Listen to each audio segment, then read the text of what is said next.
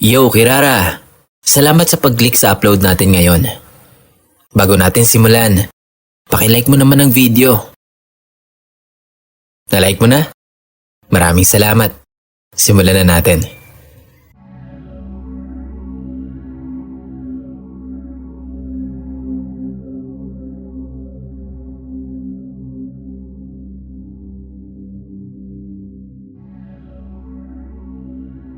Yo, Boss Kira. Good evening po sa iyo at sa lahat ng mga Kirara. May gusto lang po akong i-share na kwento. Last month lang po ito nangyari, nung magpunta kami sa Divisoria Mall. Tawagin niyo na lang po akong Trina. Nadagdagan na po kasi ng isa, kaya hindi na to, Trina. Joke lang po. Pinapatawa lang kita, boss. Sana po huwag mo nang isama tong part na to, please. Nakakahiya eh. Di na to. Trina. Okay. Tuloy tayo. May maliit na sari-sari store po kami sa bahay. At kung hindi sa Pure Gold, sa DV po kami namimili ng ibang mga paninda namin. Gaya ng mga candy, mga palabunutan, laruan, mga mani, paminta, tuyo at kung ano-ano pa. At usually po, pagkatapos naming mamili, dumidiretso kami ng Divisoria Mall para kumain sa food court sa taas. May mga bilihan din kasi ng mga candy-candy doon at iba pang mga parindang patok sa bata. Isang beses, namili kami. Sa pagmamadali namin, naiwan namin yung isang malaking plastic ng mga pinamili namin sa food court. Naalala na lang namin yon nung makasakay na kami ng jeep pa uwi sa amin. Sa taranta namin ni Mama, kahit na nakapagbayad na kami ng pamasahe, bumaba pa rin kami. Di bale nang masayang yung pamasahe kaysa naman dun sa mga pinamili namin. Nagmamadali kaming naglakad takbo pabalik sa DV Mall. Malayo-layo din yung nilakad namin nun. Pero hindi pa naman kami nakakalayo sa Divisoria nung bumaba kami ng jeep. Hindi na kami nagpedicab o tricycle kasi sobrang daming tao nun. Lalo lang kaming matatagalan panigurado. Pagdating namin sa food court, nakita naman agad namin yung naiwan naming plastic ng pinamili. Nakahinga kami ng maluwag. Paano? Halos lahat ng importanteng pinamili namin nandoon. Paglapit namin sa pwesto kung nasaan namin yun naiwan, biglang may lumabas na bata mula sa likod ng plastic. Kumbaga, para siyang nakatago doon. Nakangiti siyang nakatingin sa amin habang papalapit kami. Tapos sabi niya, "Ate, binantayan ko po yan." Ang ganda pa ng pagkakangiti niya sa amin. Actually, malinis siyang bata. Maputi, maganda. Nakaputi siyang dress na parang pangsimba. Pero wala siyang sapin sa paa. Nag-thank you naman kami sa kanya ni Mama. Pero hindi pa rin siya umaalis. Para siyang may hinihintay mula sa amin. Kaya dumukot ako ng barya sa bulsa at inabutan ko si baby girl ng 20 pesos na barya. Tuwang-tuwa naman yung bata. Makikita mo talaga sa mukha niya. Tapos eto, habang nagtatatalon siya palayo sa amin, nagulat na lang kami nung bigla na lang siyang naglaho na parang bula. Nagkatinginan kami ni Mama. Pareho namin kino-question kung ano yung nakita namin. Ano yung nangyari? Sa kilabot namin, ay bumaba na rin agad kami ni Mama. Hindi na kami nagtingin-tingin pa ng mga pandagdag na paninda. Paglabas namin ng mall, habang naglalakad kami papunta sa sakayan ng jeep, may nakita akong poster ng nawawalang bata. Mukhang luma na at matagal nang nakapaskil doon kasi punit-punit na. Halos hindi na mabasa lahat ng impormasyon na nakalagay, kahit yung pangalan. Pero nagsisimula sa letter K yung pangalan niya. Pero kahit ganon, buo pa rin yung picture niya at nakilala ko yung mukha ng batang nasa poster. Siya yung batang nasa food court kanina. Yung nagbantay daw ng naiwan naming plastic na pinamili. Yung batang bigla na lang naglaho. Itinuro ko yun kay Mama. Tinawag ko siya kasi nauuna na siyang maglakad sa akin nun. Nang makita niya yon, pati siya ay kinilabutan din talaga. Hindi namin alam kung anong iisipin ng mga oras na yon. Mukhang taon na ang binilang ng poster na yon. Kaya imposibleng ganon pa din ang itsura niya hanggang ngayon. Wala. Umuwi kami ni Mama na may malaking question mark sa mga mukha namin. Sino yung bata na yon? At ano na kayang nangyari sa kanya? Pero malaki ang pasasalamat namin. Kasi mukhang totoo namang binantayan niya yung naiwan namin. Dahil mukhang hindi nagalaw at wala namang nawala sa mga pinamili namin. Hanggang dito na lang po ang kwento ko. Siguro hindi siya nakakatakot, pero nakakatakot pa rin talaga.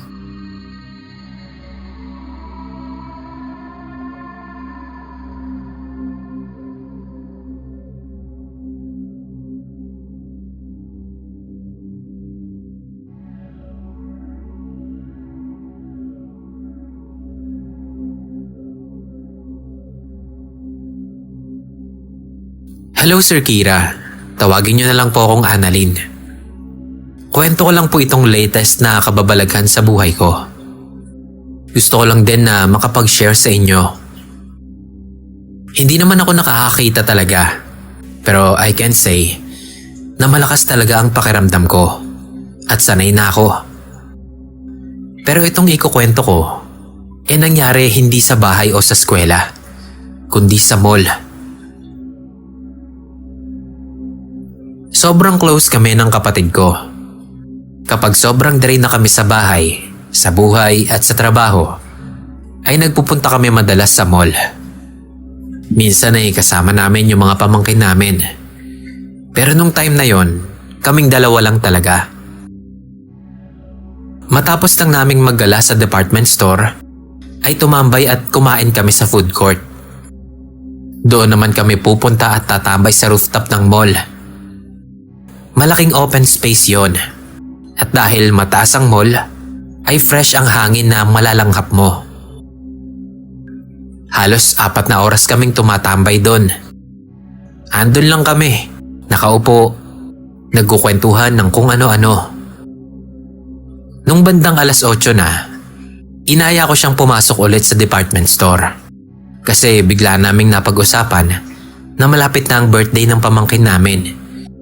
Kaya maghahanap ako ng regalo sana. Sobrang dami naming kasabay noon, pero buti na lang umabot kami sa limit ng elevator.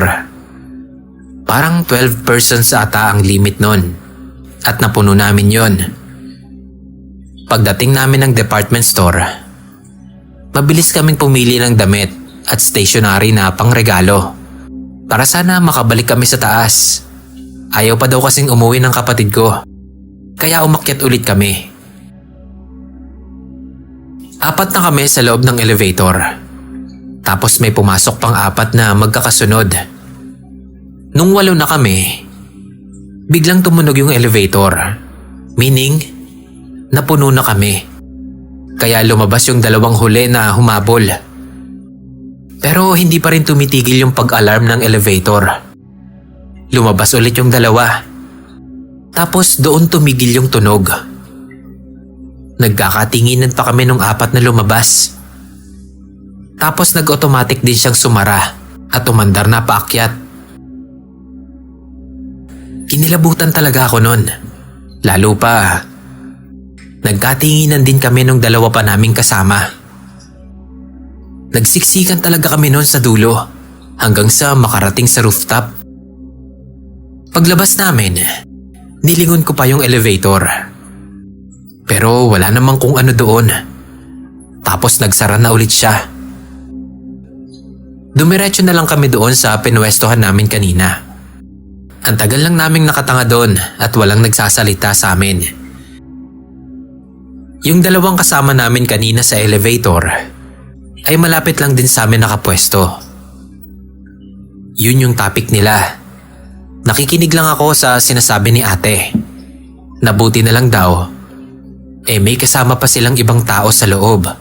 Kundi, baka daw himatayin pa siya. Yung bigat daw, ay naramdaman niya pa rin pagkalabas namin ng elevator. Napaisip pa ako, kasi nga malakas ang pakiramdam ko sa ganon. Pero wala akong nadama na bigat. Hindi ko na lang namalayan na nakalapit na pala sa amin yung dalawa. Binigyan kami ng asin at ilagay daw namin sa mga bulsa namin yon. Hindi daw namin alam kung anong nilalang yon, pero sigurado daw sila na may nakasama kami sa loob ng elevator. At para daw sigurado, magpagpag daw kami ng asin bago kami umuwi. Sakto daw at katatapos lang nilang mag-grocery. Bibili na lang daw ulit sila ng asin pag uwi. Napaisip ako. Kasi nga, malakas ang pakiramdam ko sa ganon. Tinanggap namin yung asin syempre. Pero tinanong ko na din kung papaano siyang nakakasiguro. Baka kako nagloloko lang naman yung elevator. Sabi ko, gusto ko lang magpakapositibo talaga. At isiping sira lang ang elevator. Pero ang sabi ni ate, doon siya nagtatrabaho at kakaayos lang nila ng elevator na yon. Pagkatapos nun, nagpaalam na sila. Di kalayuan sa amin, nakita namin yung dalawang huling humabol sa amin sa elevator. Doon ko lang napansin na nakaitim pala sila. At nung malapit na sila sa amin, nakita ko pa yung itim na pin sa damit nila. Nagkatinginan kami noon ng kapatid ko. Pareho kami nang naisip na baka nga may iba pang kasama yung dalawang yon nung pumasok sila sa elevator. Nagstay pa kami doon saglit bago umuwi. Napagpasyahan din namin na dumaan muna ng convenience store bago dumiretso sa bahay. Para talagang wala nang sumama sa amin. Hanggang dito na lang po, Sir Kira. Sana po ay mabasa ninyo. More upload pa po sana. Salamat and more power.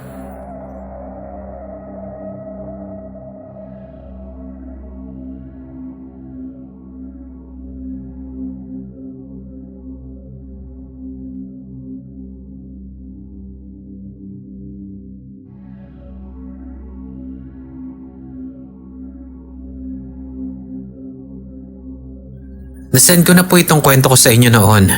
Ang kaso natabunan na po ata sa inbox nyo. Kaya subukan ko po ulit dito sa email nyo. Sana po makita na. I-edit ko na lang din po. Hello Sir Kira. Gusto ko din po sanang ma-share ang kwento ko sa channel nyo. Hindi ko lang expected itong nangyari sa akin. Nangyari to November. Ito yung mga panahon na nag-uunti-unti ako ng mga pangregalo para sa Pasko. Madalas ko pong kasama ang partner ko. Pero yun pong araw na yon, ako lang mag-isa ang pumunta sa mall. Hindi ko na po siguro papangalanan pa. Iilan lang naman po ang sikat na mall dito sa atin sa Pilipinas. Nakapaglibot na ako nito sa department store at sa mga store. Nakapagpahinga na din ako at nakapagmeryenda sa food court. Ang last stop ko na lang talaga ay ang grocery. Then maghihintay na lang ako sa asawa ko na masundo ako. As usual, inisa-isa ko ang mga listahan ko. Nung may kumalabit sa akin, syempre nilingon ko. Pero wala akong nakita. Automatic na doon sa bata ako napatingin. Tinignan ko kung lilingon siya sa akin at tatawa. Na hindi niya ginawa. So sa isip ko, ang galing niya namang mag-poker face. Talagang pinangatawanan niyang wala siyang ginawa sa akin. So pinalagpas ko. Pagtawid ko sa kabilang aisle, may kumalabit na naman. Kaya mabilis akong lumingon para mahuli ko kung sino yon. Pero nasa dulo na ng aisle yung nasa likod ko. At sobrang imposible na makarating yun doon nang hindi ko nadidinig yung pagtakbo niya. Hinawakan ko yung part kung saan ko naramdaman yung kalabit. Pinagpag ko yun, tapos bumulong na wag na siyang sumunod sa akin. Naniniwala kasi ako sa espiritong mapaglaro. At sa tuwing may mangyayaring hindi ko ma-explain, ganun ang ginagawa ko. Pero sa pagkakataon na yon, hindi agad yon nawala.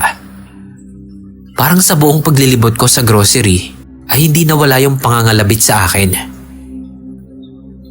Hindi ko na pinansin at nag-message din ako sa asawa ko na bilisan niya na. Dahil nga may nanggugulo sa akin sa grocery. Pasalamat na lang din ako na may asawa kong hindi ako bastang tinatawanan lang kapag usapang kababalaghan. Kaya nung dumating siya, wala man siyang nakikita, pinagtataasan niya agad ng boses at sinasabing wag lumapit sa akin at hindi namin siya kilala. Sobrang thankful ako sa kanya sa tuwing nakakaranas ako ng ganon. Mabilis niya akong pinupuntahan kapag nagsabi na ako sa kanya. Kahit pa hindi naman agad nawawala, at least may kasama ako. Kaya hindi na yon masyadong nakakabahala. Hanggang dito na lang po. Kapag po nabasa nyo, isisend ko pa yung iba kong kwento.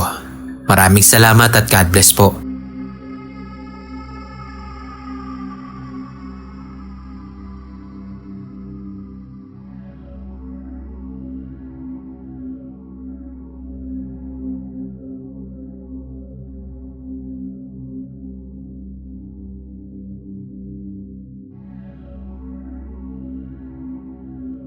Hi Sir Kira, try ko lang din mag-send ng story.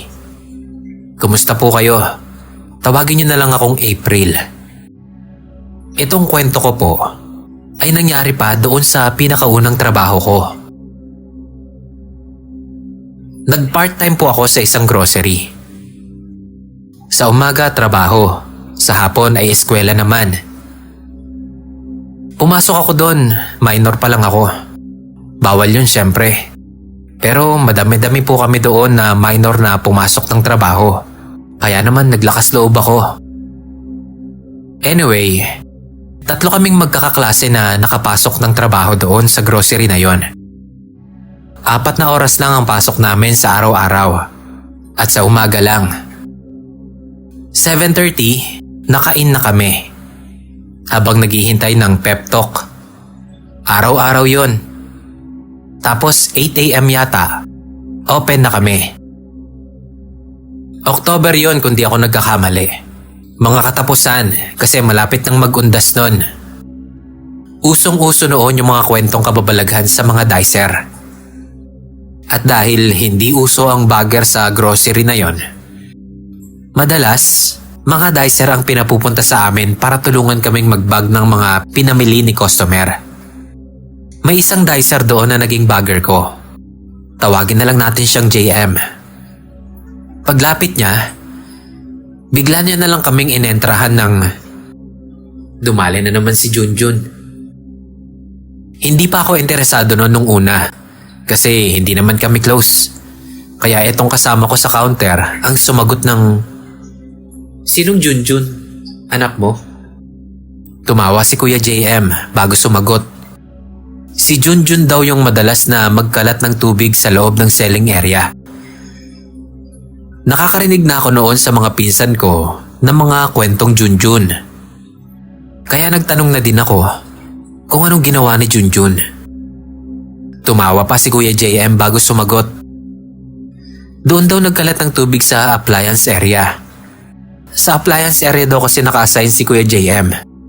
Mukha ngang bad trip siya at dinadaan na lang sa tawa.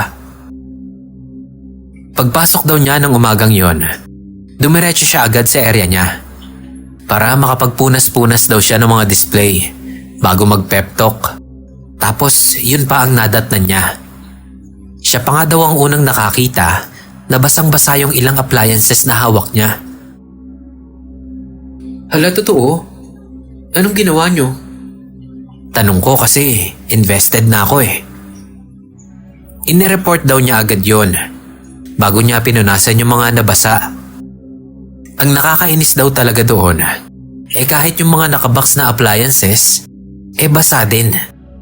Buti na lang daw, hindi lahat, kundi siya pa ang malalagot. Tapos maya-maya, dumaan sa harap namin yung janitor. Nagkatinginan sila ni Kuya JM habang naiiling-iling pa. Nagkamustahan pa nga. Buti daw at doon lang sa appliances naglaro si Junjun. Expected daw yon ng manager niya, kaya nag-ready sila. Bago daw talaga mag-November, yung mga pinakamalalang laro ni Junjun. Pero sa susunod daw, paunti-unti na lang. Mga yapak na lang ang makikita nila. Tapos nun, sabi pa niya, meron pa daw nakitang basa sa ceiling area na nakaligtaan nila. Inireport na lang daw sa kanila. Pero si Kuya JM, hindi masaya. Expected na daw pala nila. Bakit daw hindi man lang sinabi sa kanila para napaghandaan din nila? May point nga naman siya. Nung nalaman ko yon, hindi na ako pumasok mag-isa papunta sa harap. Palagi na ako sumasabay sa kapwa ko kahera. Dahil pagkatapos ng kwento na yon ni Kuya JM, nagsunod-sunod na naman ang mga nadidinig kong experience nila kay Junjun. At madalas doon, yung kapag wala silang kasama. Sa totoo lang, hindi naman ako naniniwala sa multo dati dahil wala pa akong experience sa kanila. Pero nakakatakot pa din kung sakali, kaya iniiwasan kong magkaroon ng karanasan. Doon na din ako nagsimulang magbasa at makinig ng mga horror stories hanggang sa ma-encounter ko ang Horror Narration Channel. At yung sa inyo po ang pinakapaborito ko. Hanggang dito na lang po, Sir Kira. Maraming salamat po sa mga upload niyong nakaka-relax. More stories soon po. God bless and more power.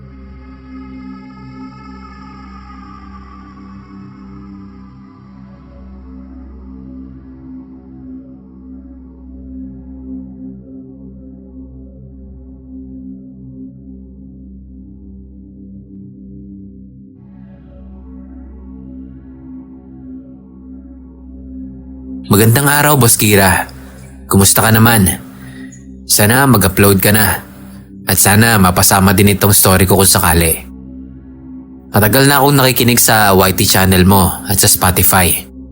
Kaya alam kong sobrang sipag mo po.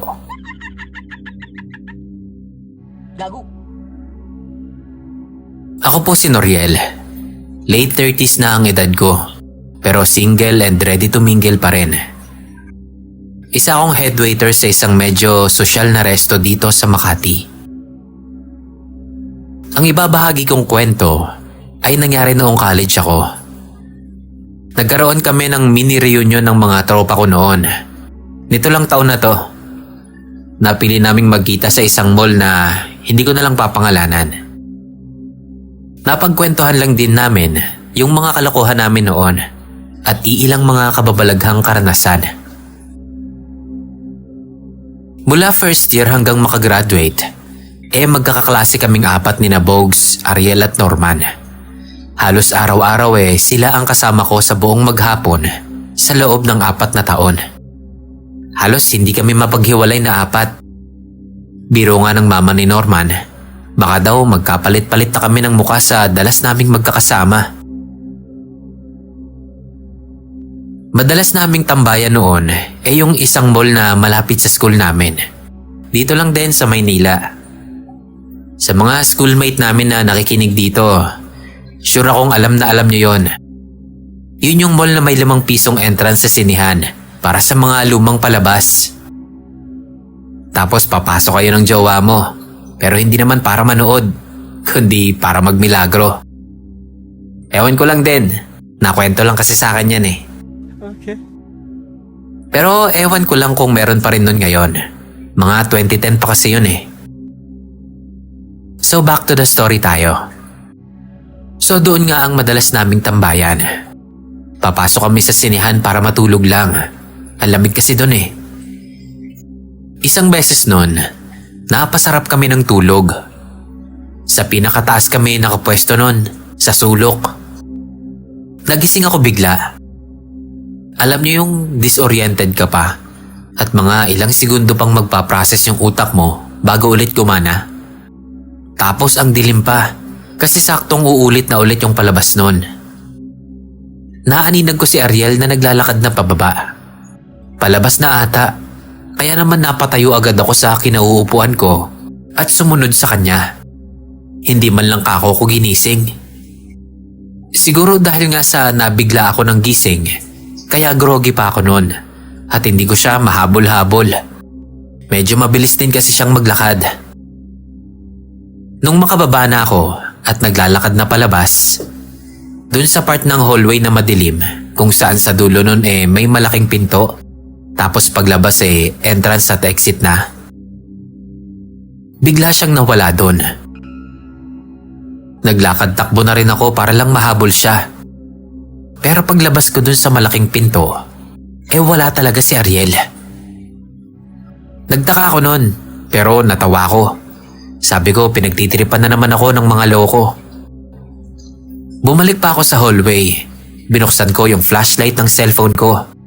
Kasi baka gumilid lang pala siya sa pinakamadilim na parte para lang taguan ako. Pero wala talaga siya doon. Lumakad ulit ako papunta sa sinihan. Pagtapat ko sa hagdan paakyat ng balcony, nakasalubong ko sina Bogs at Norman. Noon ko sila pabirong pinagsusuntok. Sabi ko, "Tataguan niyo pa ako ha? Asan si Ariel? Bilis maglakad Biglang nawala." Para naman silang nagtataka noon sa sinasabi ko. Nagpapainosente pa. "Anong tatago? Anong Ariel? Pinagsasabi mo, andyan ba? Asan?" Sabi ni Bog sa akin.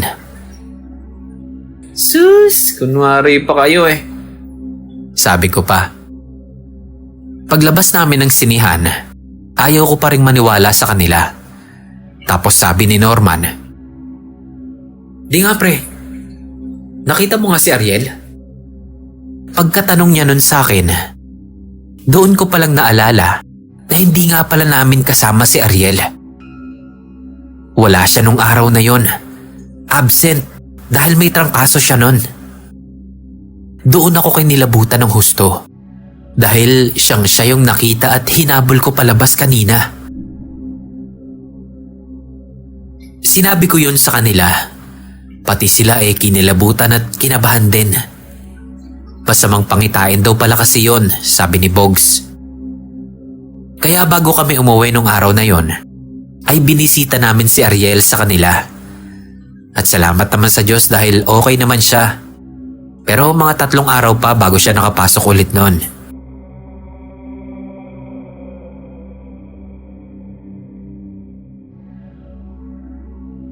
Ito pa yung isang karanasan ko, Boss Kira. Pakisama na lang din po. Nangyari naman to sa CR. Obviously, CR ng boys. Kumakain kami nun sa food court.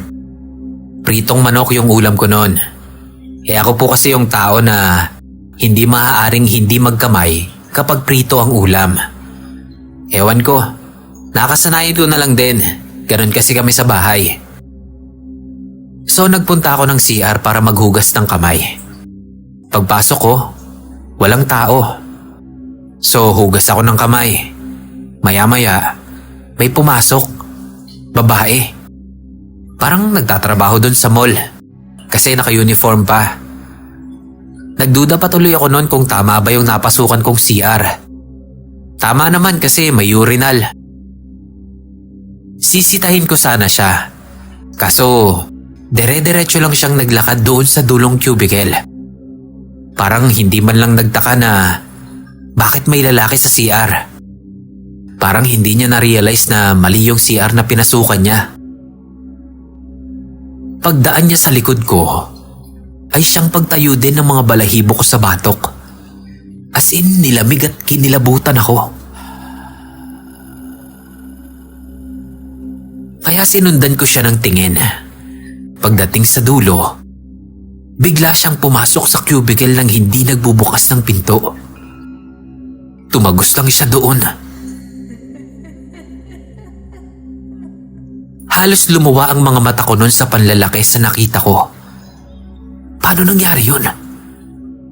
Ay, nanigas daw talaga ako sa kinatatayuan ko noon. Sakto namang may lumabas na lalaki doon sa dulong cubicle. May gumagamit pala doon. This time, sigurado akong tao siya kasi nagbukas siya ng pinto. Nagkatinginan pa kami habang nanlalaki yung mga mata ko. Sabay iwas ko rin ng tingin kasi parang nagulat din si kuya sa tingin ko sa kanya.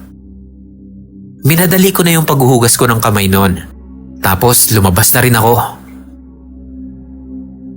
Takan-taka naman sa akin yung tatlo dahil tulala daw ako at hindi ginagalaw yung pagkain ko.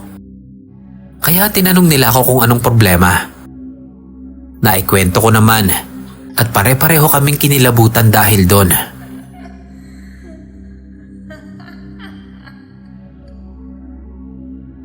Yan po, Boss Kira. At marami pang kwento sa mall na yan. Halos 4 na taon ba naman kaming tambay doon eh. Hindi ko alam kung totoo. Pero ang sabi, dati daw tapunan ng mga sinasalvage yung loteng pinagpatayuan ng mall na yon. Kaya daw siguro maraming nagpaparamdam doon. Pero ewan ko lang din. Baka chismis lang para siraan yung mall. Yan lang po muna. Magsisend po ulit ako kapag napasama na ito. Salamat at God bless po.